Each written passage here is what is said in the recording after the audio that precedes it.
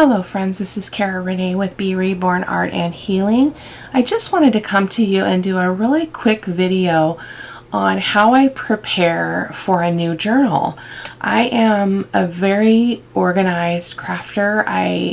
My studio is in order. I don't function well when it's not, and so I have a pretty good organizational plan just overall, as well as when I'm working through a journal or when I'm beginning a journal. So I thought, wow, what an opportunity to share with you how I go about organizing for a project and how I select my items and how I kind of think about putting those pieces together in a journal in terms of like tones and colors and styles and things like that. So it is early in the morning. This is my last day of winter break, and so I am it's after Christmas, but I'm not putting my Christmas pajamas away. So my husband is still sound asleep. I've got my coffee in my Winnie the Pooh cup, and I thought I would just turn the camera on and talk with you a little bit about what's going on here. So I'm just going to take a sip here real quick. I love my coffee. I just drink it black. I don't need anything special or fancy. So the very first thing that I do is I pull a manila folder, and I go ahead and print everything that I want for the kit. Lately, I've been pulling from several kits for a journal. So this journal is actually going to be called Paris Rose, and it's a kit that I ordered from, oh, where was it from? I'm not going to be able to tell you off the top of my head. It's too early. Oh, Cherish Horse Designs, I believe. And I purchased the kit probably 8 or 9 months ago, and knew that I wanted to actually use that in a journal, so that's what I did. So I go ahead and this is kind of messy, but I first lay out what my journal dimensions are going to be. This journal, the kit is makes 5 by 7 pages. So my kit pages are 5 3/4 by 6 and 13/16. My other pages are the same size. My cover is going to be 5.5 by 7 1/8. My journal is going to be pretty chunky. It's going to be kind of short and squatty, but I put 3 kit pages in each signature. There'll be 3 signatures. I do 2 vellum pages, so that's 3, 6, 9 kit pages in total, 6 vellum pages in total, 6 music or book pages, those are vintage papers, and then 6 others. So that in this case I chose 3 envelopes that I had coffee dyed. I chose 3 other things. One's a doily, one is a piece of mulberry paper, and the other is a rice paper design. And then I just make a rough list of the kits that I'm pulling from, and I will, so that I can begin to prepare to link those for everyone. And then I print a variety of things. So I print things on vellum, not only for the vellum pages in the signatures, but also for other things like this. These are antique checks from Tailor Made Journals, and I'm actually going to use this and make either a belly band or a side tuck. So I've got that one out. And then these are offcuts from some of the papers that I have already prepared for the signatures. So this was a cover of a vintage music. Isn't that beautiful? The little old garden. And I used the bottom section, so I'll show you that in a second. And then just some scraps of the things that I pulled from bigger pieces to make my signatures. So, and then I've got some extra vellum that I printed. This is some music page from a French music book, so I thought I would leave this in here in case I want to make any ephemera out of it. I'd like to be able to make some mixed media paper for this journal, so we will see how that goes. I should be turning this stuff over so that makes sense. And then I had this in my mind that I was going to create a transparency page, but you can't really fold the transparency. I mean, you can fold it, but it won't stay at all. So I won't be able to use that as a page, but isn't that just lovely? This is just from a completely different, oh, I do not like that light. Let me turn that off. Hold on, there we go. Sorry if that's a little bit dark. The ring light bothers me if I can't cover it up. So isn't that just a beautiful, beautiful kit though? So that this, I don't remember who this is from, but it's a random piece I'm picking, so I'm not too concerned about it. These are some other vellum pieces that just printed wrong. and cut off and stuff, but I won't throw those out. I'll use them. And then these are some additional pages that I chose. So I tend to print a lot of paper because I make most of my ephemera out of bigger pieces of paper. I make my own tags and pockets out of it. So I've got a lot of kits. I've got the Paris Rose kit from Dreams, etc. I've got some Shabby Cottage, I believe, is one of the kits. But everything will be linked in the supply list, and the link to the supply list is always in my, so a link to the blog is in the description box. Excuse me. It is early. So that you can check that out, but I will make sure that all this gets linked. So this is these are pieces that I still have to do the print on the back, so that's why they're clipped separately.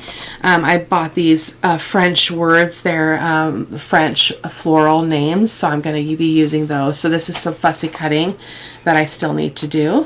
So I've got those paper clipped, and I do keep that stuff separate because it helps me stay organized.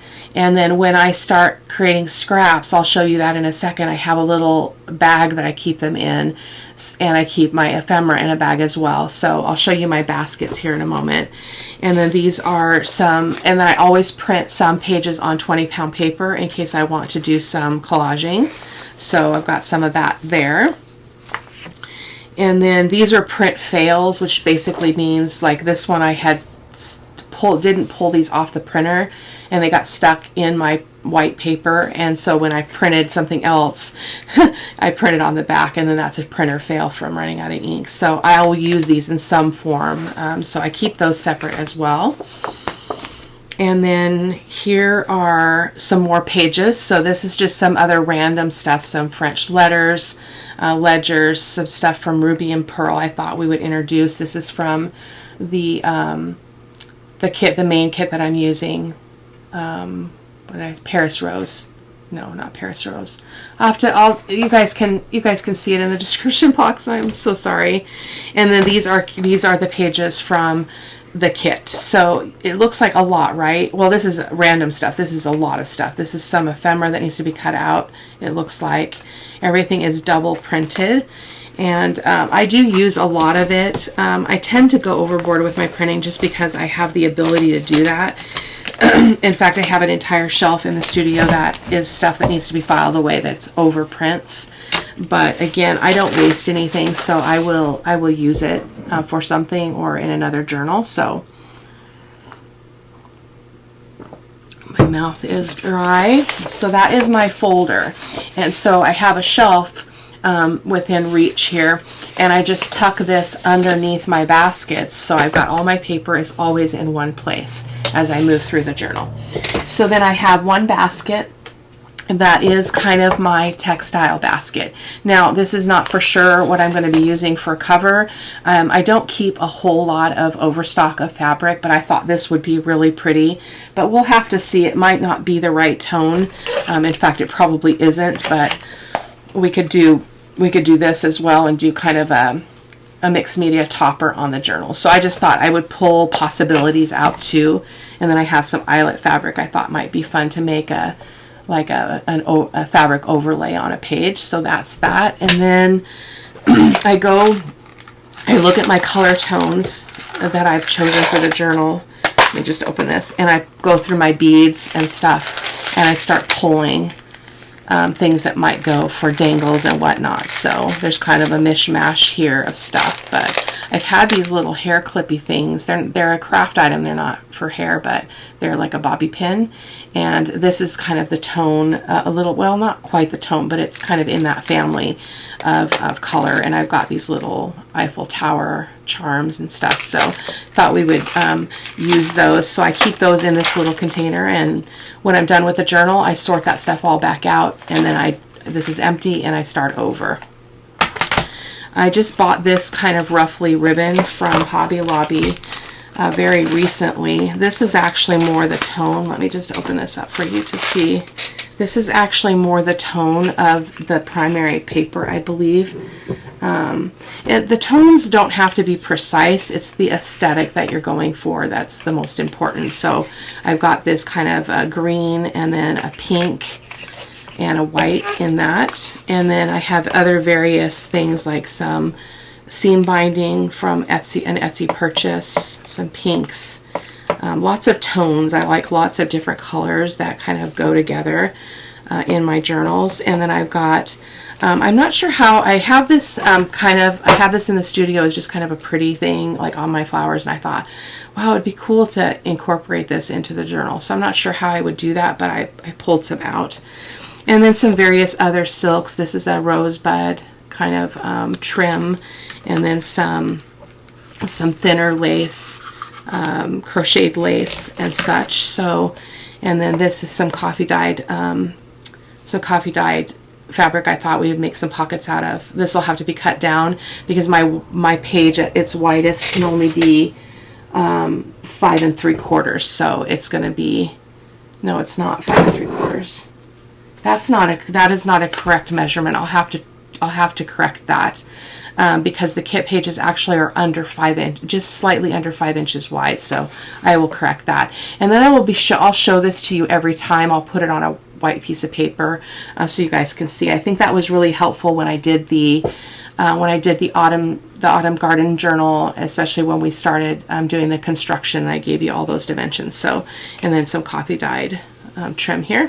So that is my textile basket. That's kind of what I call it. So that is that. And then over here I've got another basket, and these just stack really nicely over on my shelf. And so I start a little bag of scraps. So this is all the scraps I have so far. And then I'll show you, let me pull over this stuff too. I didn't have the baskets out to put the stuff away, but I'll show you that in a second. So this is my scraps. I usually end up with more than one scrap thing because I get quite a bit of scraps. I think this I'm going to start a new process where when I get to the end of the journal, I'm going to try to do some kind of a collage cover and do like a mini journal, not mini like tiny, but like an external insert kind of thing that doesn't necessarily have to be an insert, but some place where I could use a lot of the scrap paper and just make a little booklet and collage the cover and use a lot of these scraps, because I end up with a lot of scraps that some of them I put in my scrap bin to use for other things, but some of them just stay in this bag and they have no life. So, and this is the ephemera. This is the pre-cut ephemera from the kits that I chose. So let me just move that basket really quick. Let me just show you a little bit about what I chose here. Whoops, falling all over the place. So we've got, I'm not sure how I ended up with 3 of these, but I did. These are just little envelopes. Isn't that just gorgeous? So pretty. So we've got some envelopes that are from the kit, and then we've got lots of circles. I only cut out the ones that I had a punch for, and so this is just, again, some of the ephemera from various kits that I chose. We've got some tags. I usually make a lot of my own tags, so I don't really go too overboard with this kind of stuff. So again, this is all of the ephemera. We've got pockets. This is a really beautiful pocket. I'm looking forward to using that. And then we've got some images. Isn't she just beautiful? I've been wanting to do a Paris journal for a long time. I love Paris. I love the French.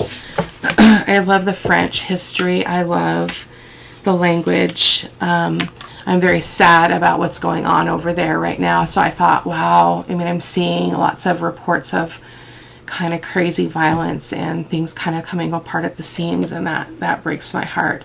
So I thought it would be a good time for me to do this. So anyway, enough of that. So I just did a video. I'm not sure if you guys will see it first, but I did an unboxing for Your Creative Studio September 2022 kit, subscription box rather, and then I did a second video where I used a lot of the bits from the box to do a couple of letter size collage boards, master boards, and then I embossed them with embossing folders, and I'm making pockets and such. So this is some of what we came up with. So it's like a book themed kind of kit, and it's got these tickets that I thought it's got that tone that I really wanted. So we've got some journal cards and such. I'm not going to give too much of this away right now. This is, I believe, a belly band is what I decided on. So anyway, I just thought I would grab that and put it in my basket. It was over there, a tag. So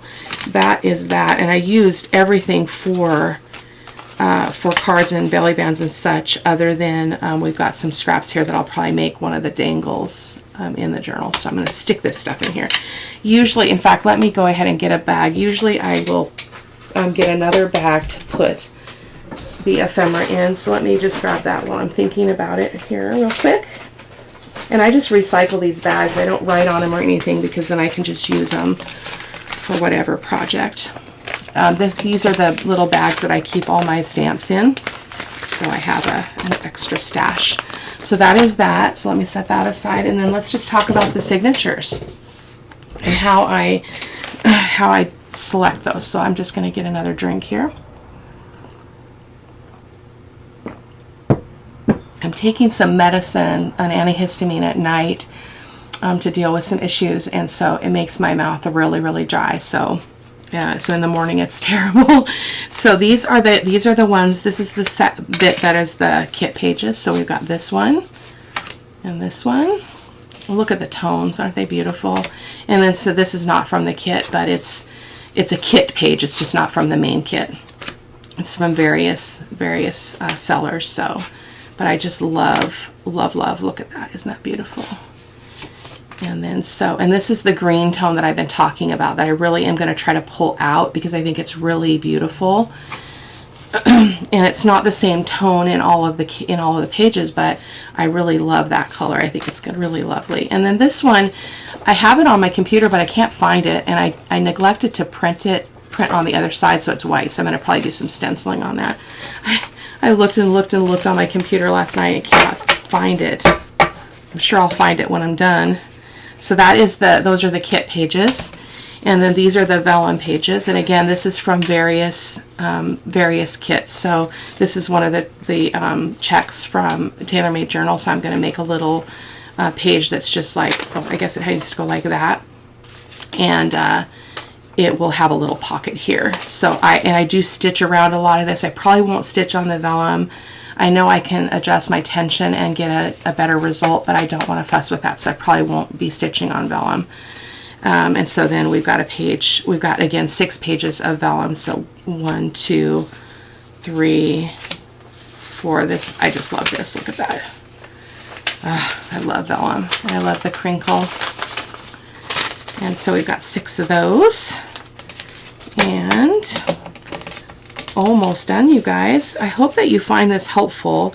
I don't do well with things being just kind of scattered and everywhere on my desk and in piles, and it makes me a little bit nuts, and so I don't work well that way. I know for some of you guys that is the way you are, and it works for you, and oftentimes people that can kind of cope in that environment, they actually gain inspiration and creativity from that space. And so more power to you. I think it's beautiful how unique we are and how we work. And so bravo to you for being able to do that. I can't. So this is just me organizing. This is how I organize. So these are the other pages. So I have, this is from I don't remember the book. It's just from an old vintage book, and it's not too old because the pages are pretty stable. But I just loved that image, and I thought it would work really well for this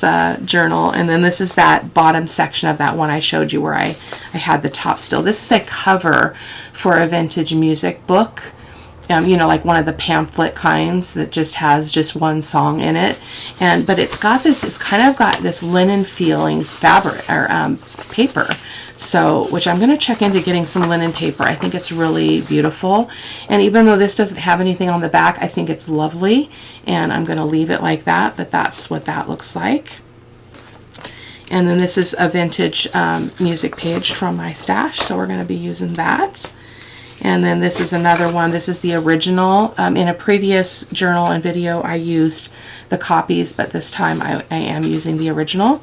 So I just kind of folded it like that. So when it goes in the journal, this can be a pocket, and then it will open like that. And then this is from a book as well. I can't remember if it's a French book, but I love the image.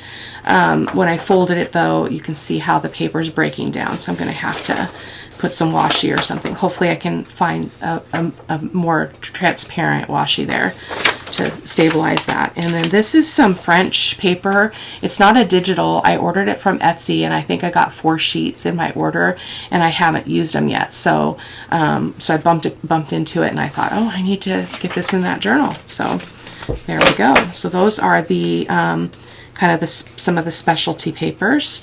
And then we've got 1 CD envelope and two envelopes that we'll be using in the signature. So there'll be 1 of these in each signature. And then our last bit is the other specialty paper, which is a doily that I folded in half, but because the journal is fairly short, I did have to just kind of make a straight edge there, which I don't mind. A piece of mulberry paper. This is just paper that I bought. I'm looking forward to playing in the spring and making my own paper because I just think it's lovely.